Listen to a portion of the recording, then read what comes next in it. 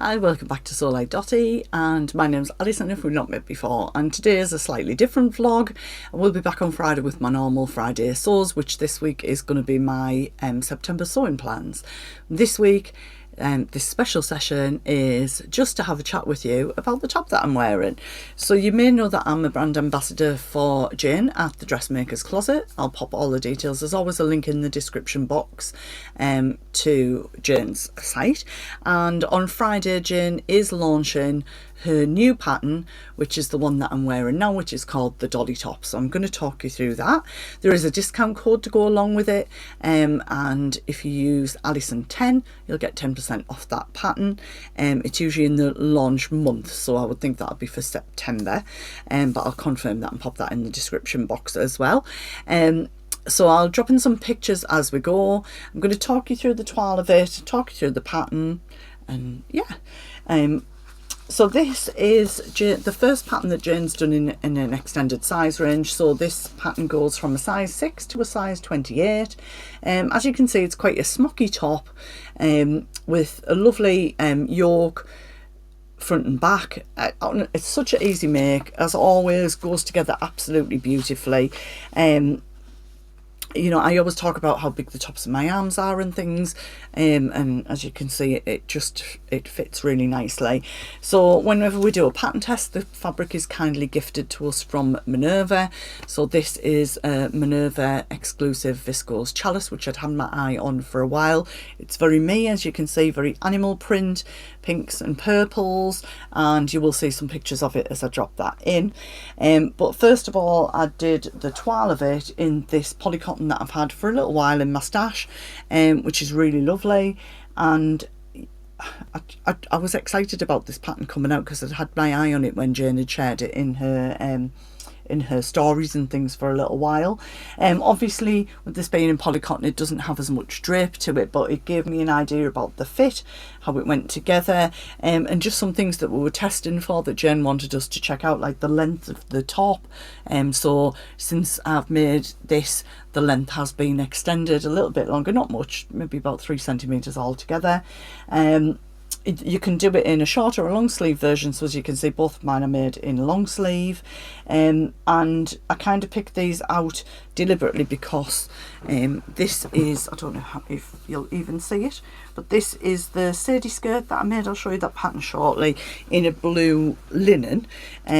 So this is the pattern for the Sadie skirt, which is in a size 6 to 22. And mine's a little bit loose on me now, but as you can see with this, you can do it with or without pockets, with or without ruffle, with or without panel. So you can change the colours up if you want to do the panelled version. I've just done the plain, this version, but with the ruffle on each time, which is the dress that I'm wearing, skirt that I'm wearing is very similar to this one that Jane's got on in the picture there. I've worn this loads, and I'm not a massive skirt fan, but I've got this in lilac and the navy blue, and I really like it. So I knew that this top would go nicely with that skirt, and it does. So it's really lovely. So I'll show you some of the features on this. So as you can see, it's got a double yoke. I'm going to take the hanger off.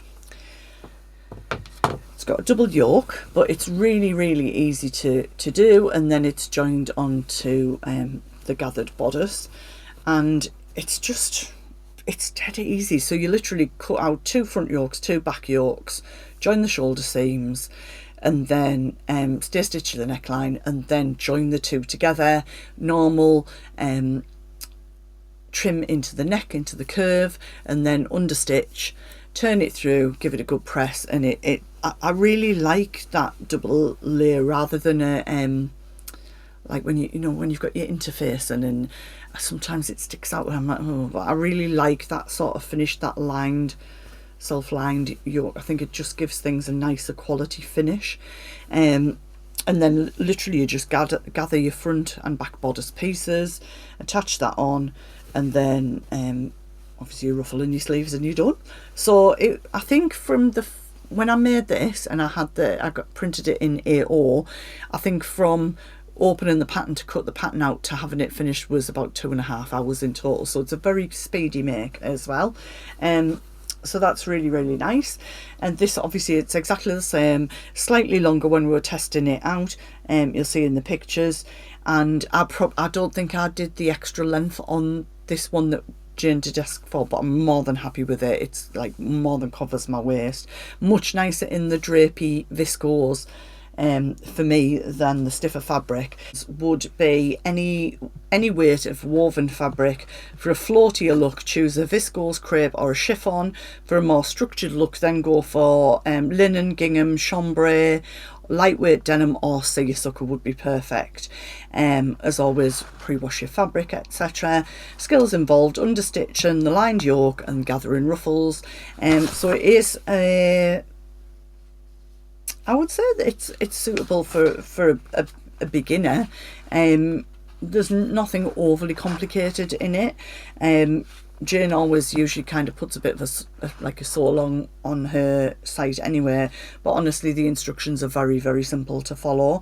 The fabric requirements based on 54-inch wide or 140 wide fabric. So when I made this one, I made it in a size 16, but when I made this one, I downsized. Obviously I'm losing weight at the moment to a 14, but around 2.5 meters. But I had absolutely loads left out of that. If it's a 60-inch wide fabric, 152 centimeters, then you're looking around 2 meters. That's for my size range. If you're looking at a sort of anywhere up to a size 12, you're looking at 2 meters for 54 wide. So all the details are on there. Let's get into the line drawings and take a little look there. So you can see the shorter sleeves. Quite a lot of the guys did the shorter sleeve version. I was more thinking for autumn I would prefer the longer sleeves, but just that very, very simple transition from one to the other. It does have a cuff and a bit of thread, apparently. Let me just tuck that in. It does have a cuff, which is quite narrow but a really nice finish, and that, for me, that helps it just move up and down on my arm without sort of that elastic in it being stuck on. It's quite a floaty, like sort of more of a bishop sleeve, I would say. Plenty of drape and movement in it. I'll drop the line drawings in if I've not done that already, but yeah, really, really pleased with it. And I've got another one cut out in some autumn fabric, which is probably going to be an October make as well. So yeah, check that out if you want to have a look at that. Excited for Jane for another pattern coming out, and really excited to see all the different versions of it that are going to be popping up on Instagram. So there are 8 of us, I think, in the vlogging team, the pattern testers. So do check us out over the next few days if you're wanting to have a look at those. And yeah, thanks to Jane for letting me be a pattern tester. I'm really enjoying that process. It's great to learn. I'm not one for following instructions, as you all know, but I think as a team we all bring things in. There are certainly people on the team who are very thorough with the actual instructions. Quite kind of, how does the pattern go together, what's the fit like, things, and I think we all work really well as a team, so it's really nice to be part of that group as well. So yeah, so short and sweet one today. Hope you've enjoyed that. Hope you've liked the pictures, and I look forward to seeing your versions of the Dolly top. Looks great with, I don't wear jeans, but it does look great with jeans or wide leg trousers, because I've seen some of the other pictures of the guys wearing those. So bye for now, and I'll catch you on Friday with my autumn sewing plans.